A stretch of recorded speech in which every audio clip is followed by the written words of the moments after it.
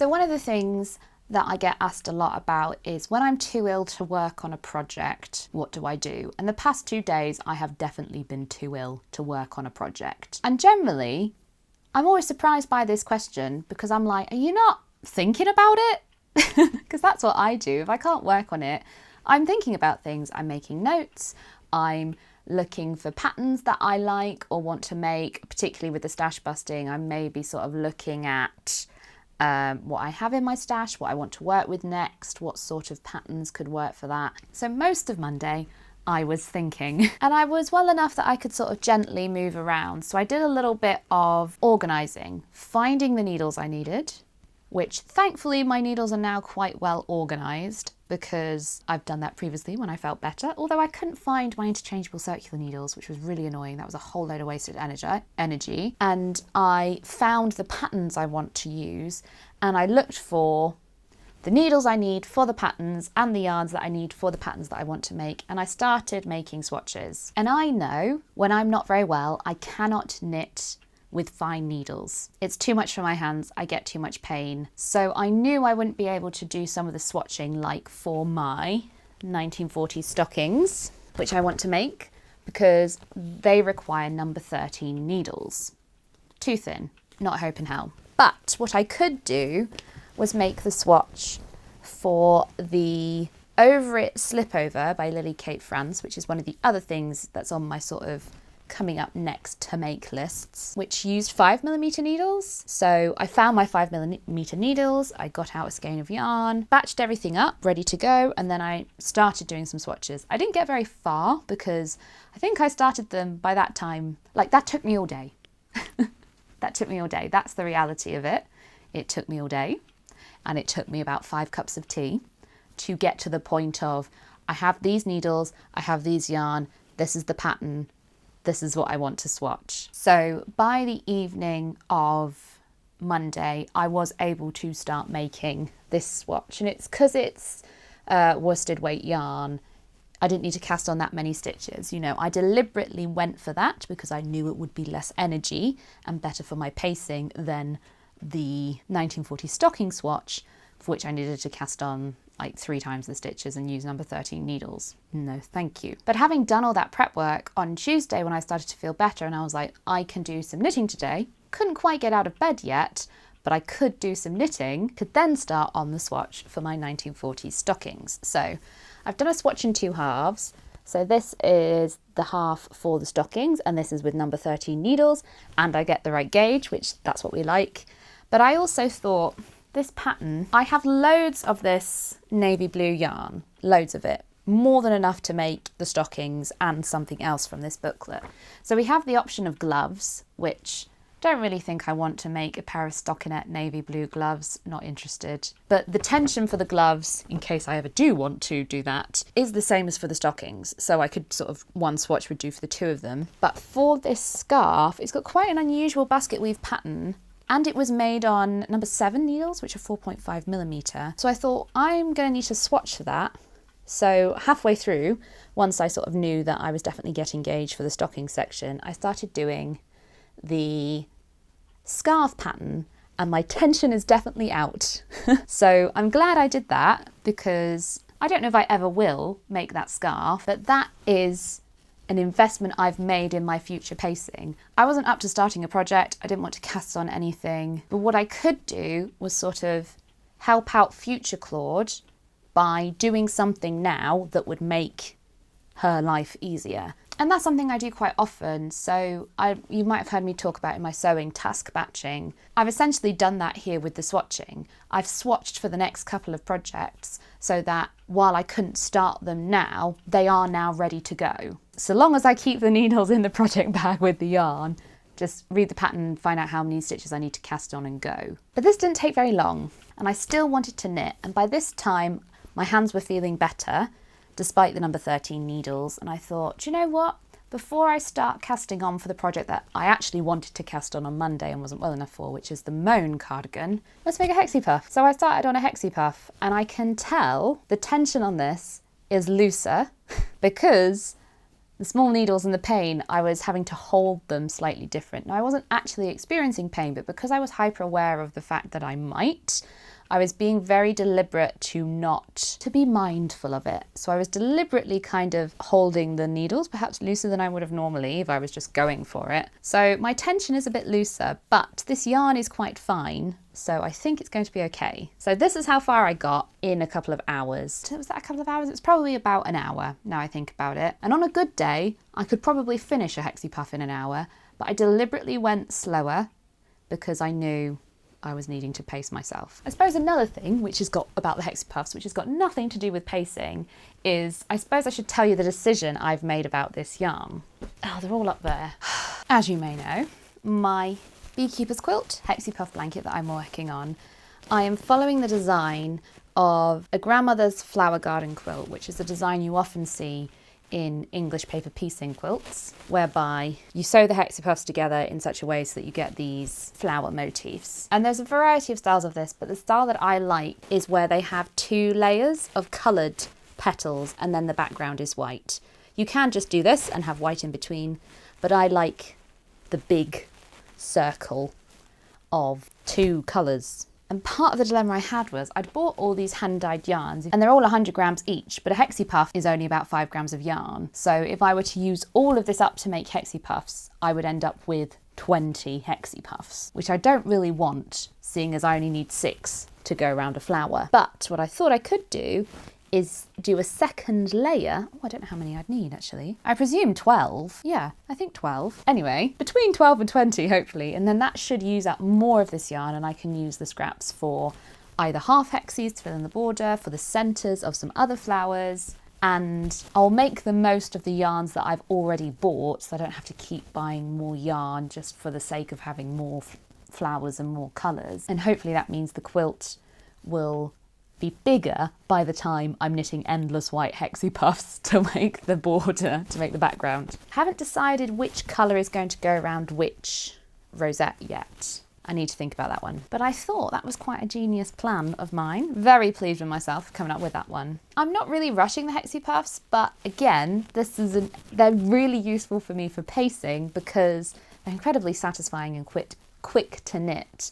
So in between projects, or if I'm not well enough to work on my main project, but because it requires concentration, hexie puffs do not require concentration for me, I can still keep my hands busy while resting my brain. I have since cast on for my 1940s stockings, and this was mostly because I'm trying desperately not to lose these number 13 needles because I've only got one set this long. So I thought, right, I'm going to put the project on them and put them in a project bag with the pattern, with the yarn and the swatch, so that when I finally want to get to them, I won't have to waste more energy trying to find the bloody needles. I haven't been able to do any knitting today, or rather I haven't done any knitting today because I've had other work I've needed to do. I'm making a Q&A video this week, so I've been looking through everybody's questions they've submitted, so I can sort of plan my answers and also, but also like check for any duplications. So I'm not just like, oh, reading it out loud and be like, oh wait, I answered that, you know. Some of them have really made me laugh, I must admit. Somebody asked me, what's your real name and where do you live? Like I'm going to tell you. I have just given up on today. Filming that video, oh my God. I filmed for nearly an hour, over an hour, longer than that. I don't think any of the footage is usable because I just get progressively more tired and start making less and less sense. And my heart rate alarm kept going off. Somebody was mowing their lawn still in the garden. And I've just had to stop. I just can't.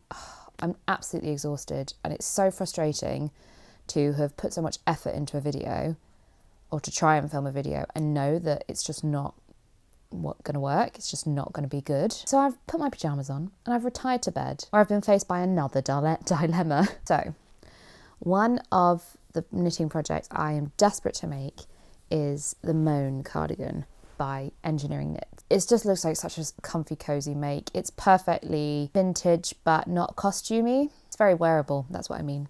But I am having a nightmare with the tension. I don't know if American double knit weight yarn is thicker or if I'm just a really tight knitter, but I have gone up 2 needle sizes and I still cannot get gauge for this pattern. Let me show you. So 3 dots is supposed to be 3 inches. So I have my ruler here.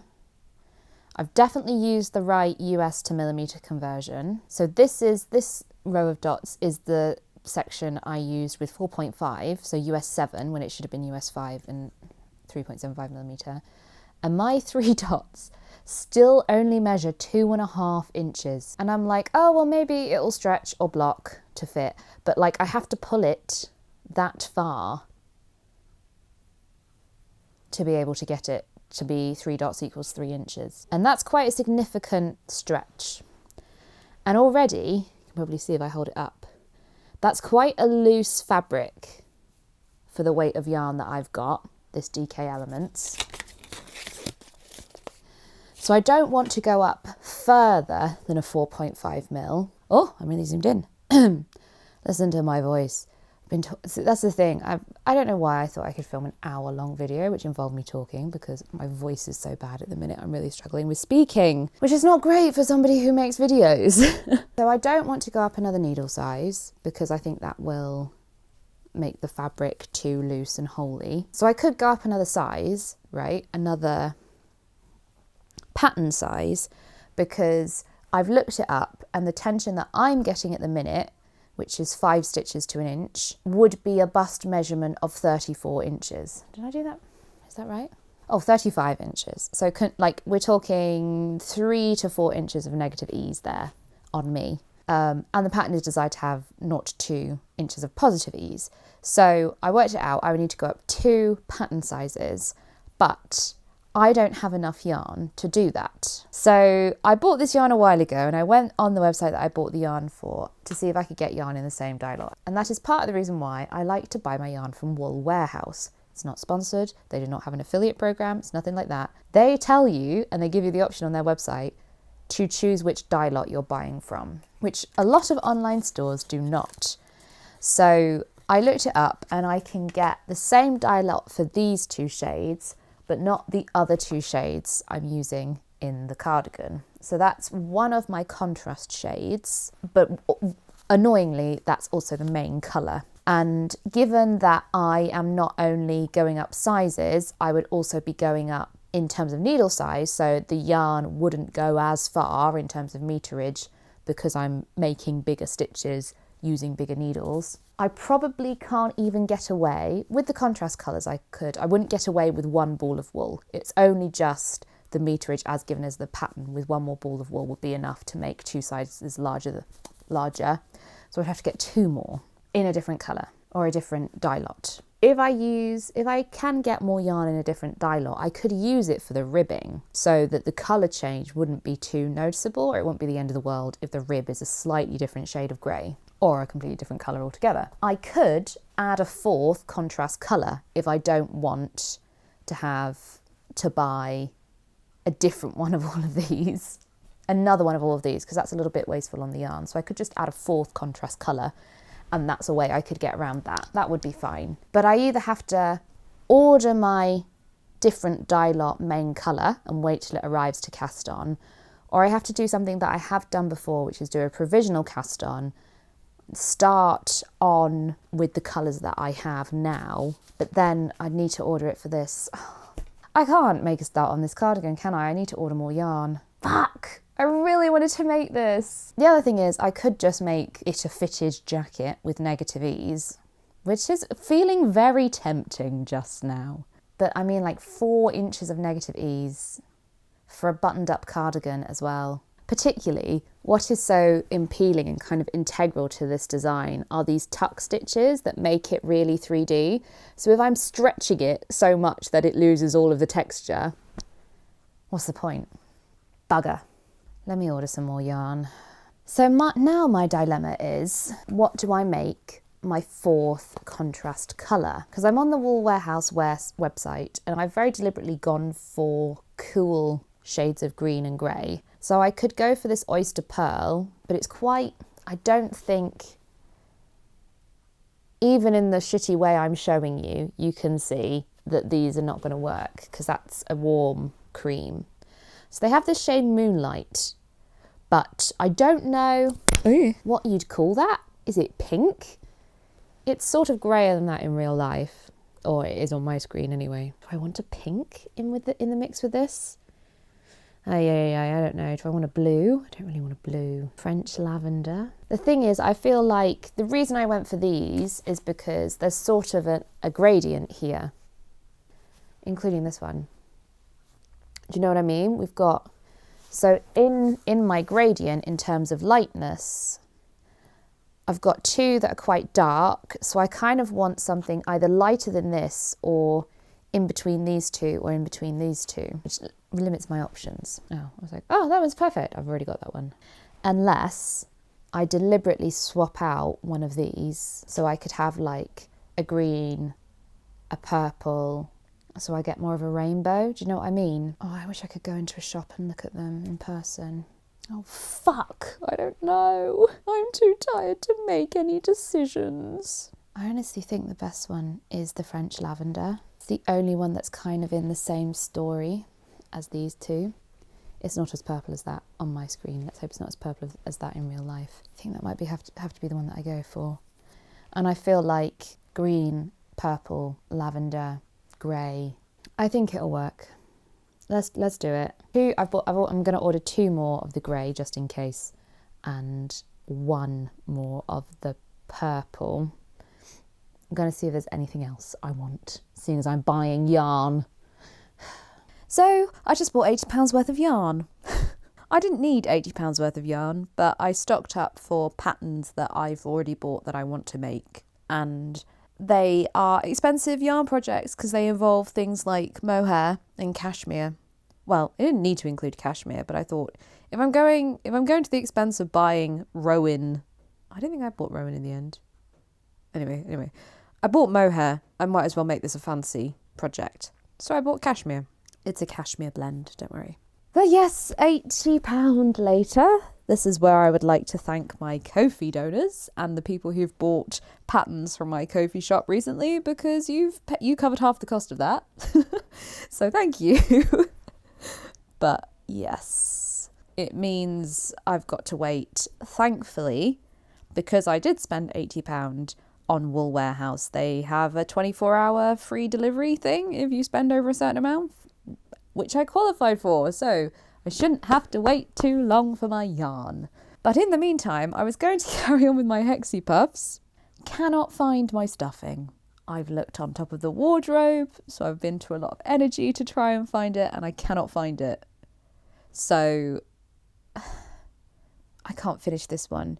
And yes, I could take it off and put it on stitch holders and try and knit another one, but I'm just so frustrated. And that's not a good place to be. Also, I apologise, everybody and his dog has mowed their lawn today. My hay fever, oh boy.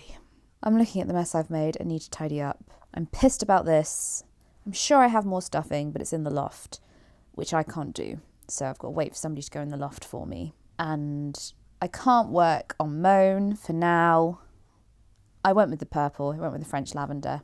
I'm hoping that will work. We'll see when it gets here. What else can I work on in the meantime? I could work on the 1940s Stockings project, but I don't think I do want to work on that because that's fiddly number 13 needles. And given how today has gone and how I'm currently feeling, I am not up to that. I could work on the daisy blouse, but I need to film the next bit and don't want to do that in my pyjamas after the day I've had filming. So we'll leave that one for tomorrow. I could do my over it slip over,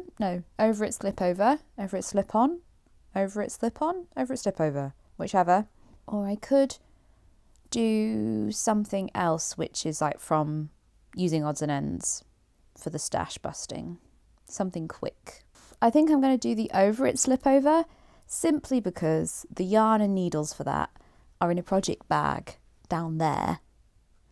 And I do not want to have to get the yarn off the wardrobe again today for the sake of pacing. So that's that decision made by my physical limitations. So here I am in my boyfriend's kitchen, and I got the notification that my parcel was going to be delivered literally within 24 hours. Oh yeah, I got that free delivery or something. I can't remember. Anyway, I wasn't going to be in because I was at my boyfriend's, and I was able to divert it to his local post office, which, I mean, Royal Mail, finally in the 21st century. But let's have a look at the yarn I ordered, shall we? Oh, did I buy 2 of those? Can't remember. Did I need to? Genuinely can't remember what I bought. I think that will go with the others. That's the thing, now I don't have the other colours with me. Great. But those 2 look nice together, don't they? So I'm hoping it will tie in. This is the DK Elements. So these are the ones that are a different dye lot. So we'll see how different they look. I've never done a project with real mohair. This is synthetic mohair. So I bought some because I want to do some more Fable knitwear designs, because I had a bit of a hit and miss relationship with Fable knitwear, because I had a terrible time with the Nutcracker jumper, and that project was only saved by the extensive notes of my friend Miss M Vintage. Thank you, M. But I do really like a lot of their designs, and I then made the Capulet blouse, which was fine, but I don't really wear it, and I'm not really sure why. I think it needs mending, that might be part of it, but also something about it means I don't wear it, and I haven't been able to figure out what yet. And normally I'm pretty good at putting my finger on what it is that's not working for me about a garment. Anyway, what I wanted to make were 2 other sort of more summery. Oh, this is really white. I was hoping it would be going to be more off-white. We might have to dye it. But I wanted to do a folklore ruffle top, which is sort of inspired by European peasant costume. So I did want a white, but this is... Maybe it is more off-white than I'm giving it credit for, but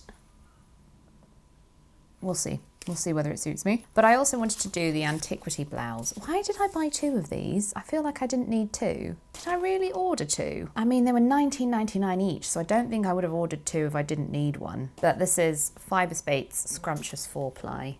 And so the antiquity blouse, the sleeves and some of the details are in mohair. And I guessed completely, because this was a reduced colour of Rowan's Kid Silk Haze, and so I sort of guessed the colour matching. But I'm pretty pleased with that, not bad. It's one of the risks you take when you order online. God, comparing the Rowan's Kid Silk Haze to the other mohair, which is Drops Kid Silk, the difference is incredibly noticeable in the quality. Oh, hello, they're back from their walk. Would you like to meet my boyfriend and his dog? Well, I had to explain that I have a boyfriend now because obviously the background's different. You don't have. I can cut that bit out if you don't want to. You don't have to be on Retro Claude. As long as you don't go on OnlyFans. Hey. Hi. I can blur your face. Put you in witness protection. There's a mode in my editing software called witness protection. Oh, which I always find. Yeah. More importantly, we should meet the dog. Oh. Sagan! Oh, hello, there he is. Today, I am in bed knitting. I spent the morning trying to see if I could make a crochet version of my emotional support duck. And it turns out I am not good enough at crochet to do that.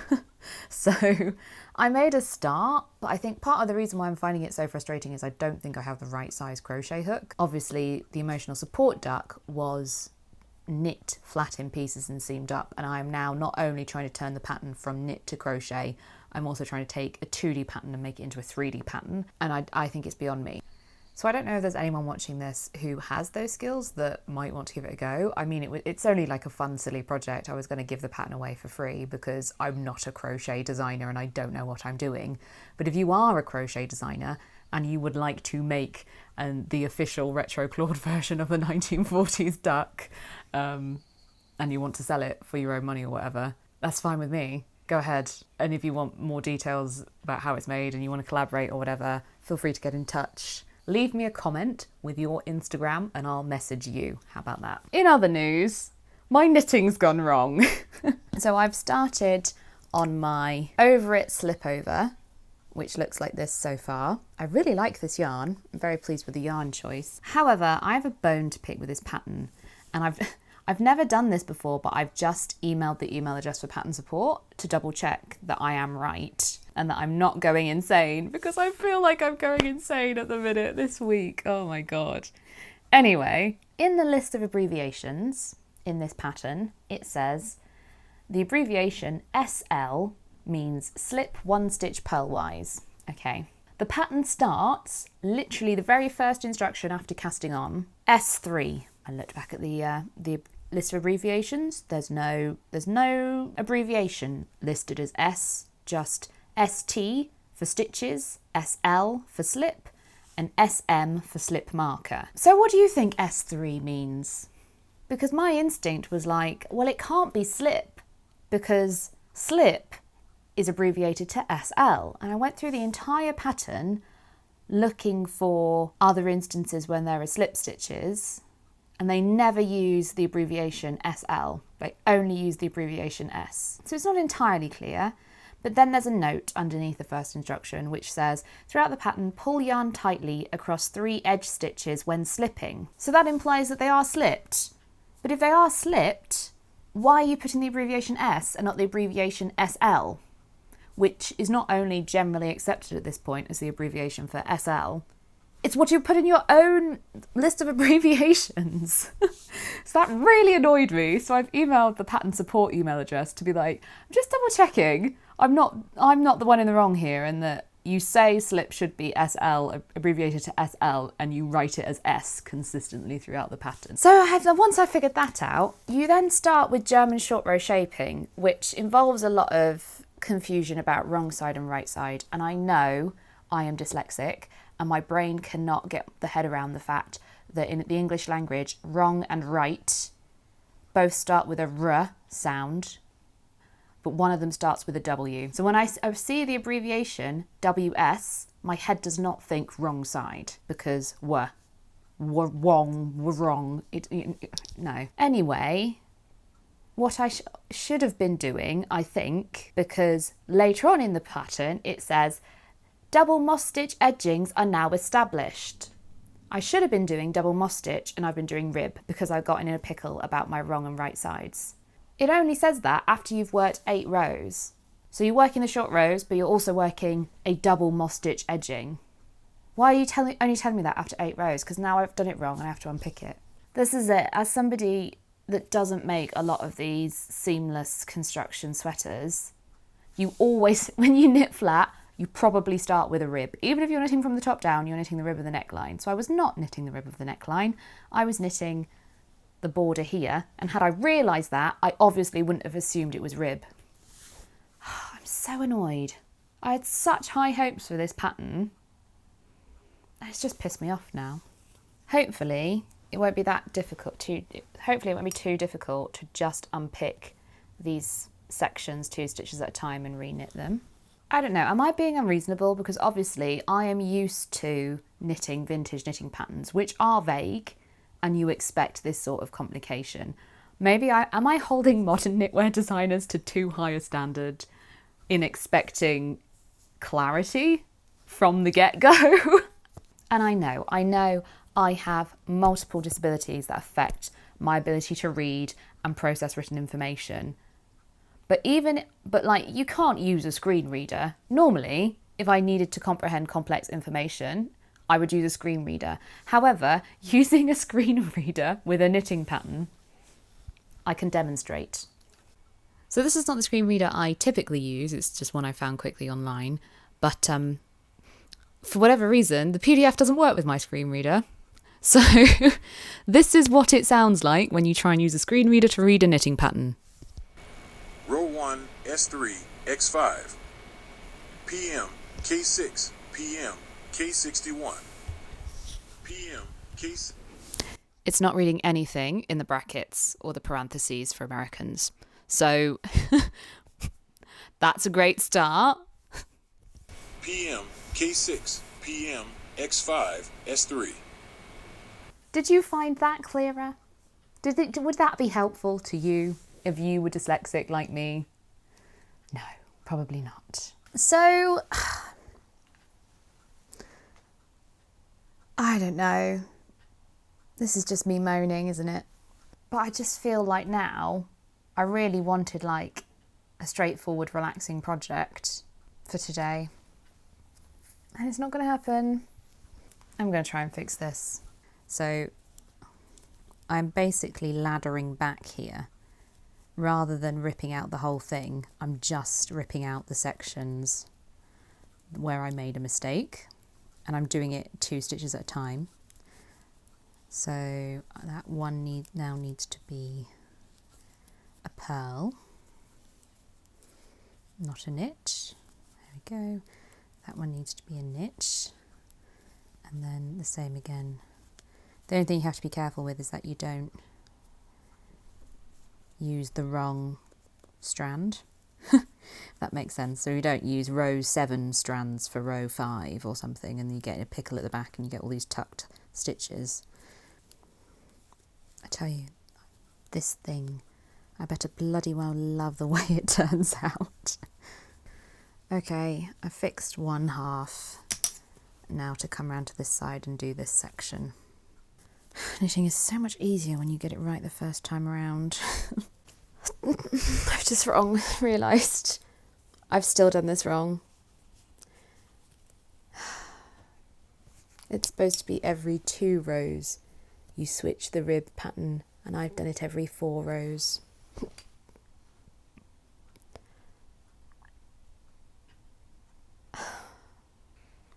I really hate feeling this stupid. So I had a little cry. I feel a lot better. Sometimes you just need to get it out of your system. But it does mean that I am now so prejudiced against this pattern that I don't want to make it anymore. And I appreciate that's irrational, but I just don't want anything in my life that makes me feel bad about myself. And if the process of making this garment is going to make me feel self-conscious about my, whatever you want to call it, disability, cognitive issues or whatever, I'm never going to enjoy wearing it. So there's no point making it. That does leave me with a dilemma about what I do with this yarn. So I have done what I always do when I'm in a crisis, and I have turned to my stash of vintage patterns. I know I want some sort of slip over waistcoat thing, and I originally was thinking of maybe making a men's kind of pullover, but that would involve a lot of gauge maths, which I'm not in the mood for. I did look on Ravelry for some other sort of patterns, and I was really drawn to one by Sydney from Squid School of Vintage Knitting. But I thought to myself, if I want to make a 1940s inspired waistcoat pullover sort of thing, I probably already have a pattern for that in my stash, and I don't need to be spending more money on patterns. So I went through what I've got, and I've got 2. So I have this original 40s one, which is referred to as a Hug Me Tight, which I think is great. And that it's knit in double knit, but so is this 1980s one, which I love the styling of. It's obviously an 80s, it does 40s style pattern, and because it's a modern pattern, there's lots of size options, and there's measurements. There's no schematic, but there are more measurements than there are for the one published in the magazine. This magazine is Needlewoman and Needlecraft. But you know, I was talking about tea cozies the other day. Look at this one. It sort of gives instructions for making, but that's it's embroidered basically. But I think this one is 1950s, because if you look at like the illustrations, and also look at this lady on the back, she's a 50s lady. Oh, there's also a couple of references to zips, which they have spelt Z-I-P, not Z-I-P-P, because zip is just an abbreviation of zipper, and in the 30s and 40s in Britain it was zip, Z-I-P-P, and they were rationed during World War II, so that's my logic for why it's 50s instead of 40s. But I like the texture of this one, although with this yarn I don't know whether I need it. Where's the swatch gone? I think stocking stitch will be fine, it just might be a bit dull to make, so I think I'm going to make this one. So my only concern is my yardage requirements. This is double knit, and it's knit to a tension of 5.5 stitches to an inch, and I've been getting 4.5 stitches to an inch, but obviously I was using larger needles. I'm sorry, the seagulls are going mad. Their smallest size is for a 30 to 32 inch bust. Actual size, it says in brackets, this is a loose fitting style, is a 38 inch bust. So I'm wondering if I just make the smallest size. I don't know whether I'm going to try and adjust it and sort of make it smaller, because the stitch counts that they're giving, even if I make the smallest size with my tension, I'm going to make like a 46 inch finished bust item, which is what they suggest for somebody of my size, I would need the 38 to 40. Hope I'll have enough yarn. I've got 750 meters of yarn or thereabouts, and this would be, hang on, Alexa, what's 5 times 135? 675 of double knit. I'm going to give it a go and see what I think. This one, however, is knit in pieces and seamed up, so I don't know whether I want to do something clever and try and make it seamless. I'm not that bothered. I don't mind sewing up. Let's just do it. Let's just see what happens. Yes, the failed ranunculus dress is just in a heap over there, and I haven't done anything with it literally since the moment I took it off. But anyway, I'm not here to talk about that. What I'm here to talk about is an update on the over it, slip over, slip stitch, slipgate, whatever you want to call it, because I had a response from the designer. So if you remember, my problem was the abbreviations in the list of abbreviations for the pattern. The abbreviation for slipper stitch was written as SL, but it was never written like that in the rest of the pattern. It was just S and then the number. So I got in touch with the designer to clarify, and she said, yeah, sorry for the confusion. The abbreviation says S1 for slip 1 stitch as an example. So if it says S3, it's slip 3 stitches, slip 2 would be S2, etc. And I thought to myself, okay, fair enough. But then when I went to look back at the pattern, that's just not right. It says SL. It doesn't say S1, it says SL. And that's very easy to prove by just copying and pasting the 2 characters and putting them into a document and changing the font. It's not a 1, it's an L. So I replied with screenshots to say, like, look, it is wrong, there is a typo there, but I haven't heard anything back. So part of me feels really vindicated that it's not just me, I'm not going crazy, there was an error in the pattern. Whether there's an error in the pattern or not is sort of beside the point. For whatever reason, I could not understand the pattern. Whether that's the way it's written or whether that's me is kind of irrelevant. It wasn't working for me, and it was probably never going to work for me, or it wasn't going to be a fun experience to make it work. So I'm not going to make it. It's no skin off my nose, it's no skin off the designer's nose. She still gets the money. It doesn't matter to her whether I knit it up or not. And you know, as a consumer, that's the risk you take sometimes. Sometimes you buy a pair of shoes and they don't fit when you get them home, or you think they fit perfectly in the shop and then when you walk around in them they give you blisters. Do you know what I mean? It's just one of those things. So chalk it up to experience, I guess. But what I thought I would update you with is my version, because I say version because I very, very loosely had to follow this pattern, and I've taken a lot of inspiration from some other vintage patterns as well. My own slip over, hug me tight, whatever you want to call it. I think when I left you, I was talking about knitting it flat in pieces, and I sort of realised that that's beside the point of this project. The reason I wanted a sleeveless pullover type thing was not so much because I'm desperate for one in my wardrobe, but because I wanted to practice some techniques I don't usually get to practice, including seamless in the round construction, German short row shapings, all those things. So I have made this. It's several weeks later, just so you know, so I haven't done this in 3 days. But I've knit it from the top down seamlessly. And this pattern doesn't have any shaping in whatsoever, but I have included a very little bit of shoulder shaping. I don't know how that will affect the way it looks in the end, but I wanted to practice it, so I've included it. It's my project, I can do what I like. Because this pattern was designed for DK weight and my yarn weight is worsted, I've had to play with the tension quite a lot, so the stitch counts are a little bit all over the place, and it's been causing me a few nightmares, because when you've got the pattern instructions to increase, because it was knit bottom up, and you're having to decrease, that was a lot of maths to figure out. But I've gotten to the rib at the bottom, and it all seems to have gone okay. I had to make a decision about where to join the bottom of the armholes, because it doesn't really tell you. It just says knit the button bands and then sew it up, basically. So I sort of had to figure it out. And I mean, it's a very vague pattern. They fit it on half a page, the instructions.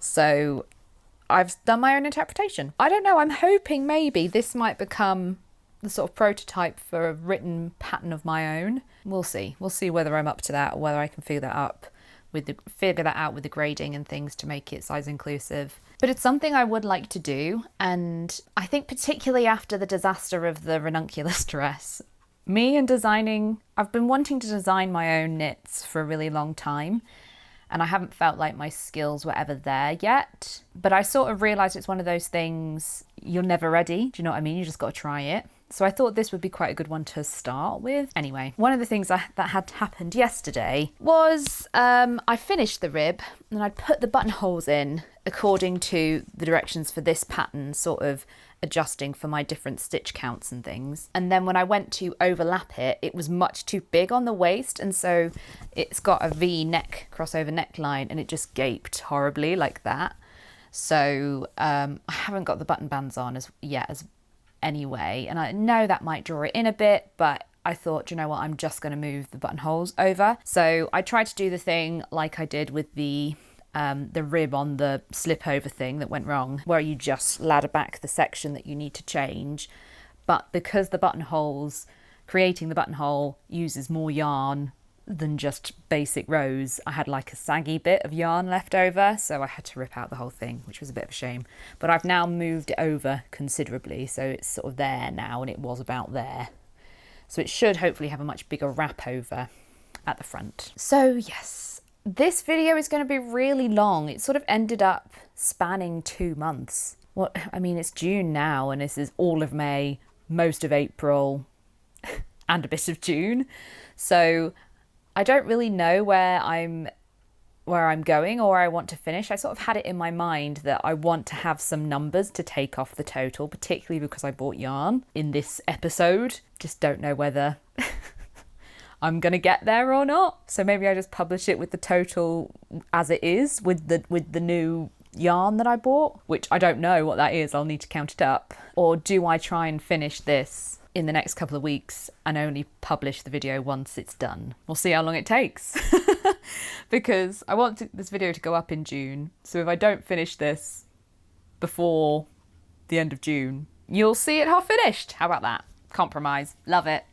So an update on my little waistcoat thing. I attempted to pick up the stitches for the button band, and I did the buttonholes and I finished the button band, and I just wasn't happy with the way it looked. It was really flaring out, and I've done some research and I've come across an excellent video, which I will leave in the description, from Brian, might be Susanna, can't remember, about how to pick up rib for a button band. That was very useful. So I'm going to try again, but the first step is blocking this. So I really was hoping that I could finish it for the video, but it's just not going to happen because I need to block it and wait for it to dry. And while it is June, it is only 20 degrees this week, but it isn't raining.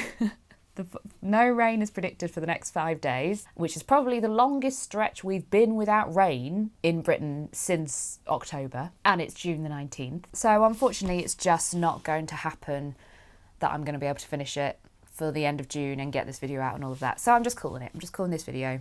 It's what you have to do sometimes. That does mean I don't have a satisfying, I've got this much off the total, because I bought yarn this month. I've also reclaimed the yarn from the ranunculus fiasco, and that is going back into the stash. So that's 500 grams of yarn, which is 10 balls of wool.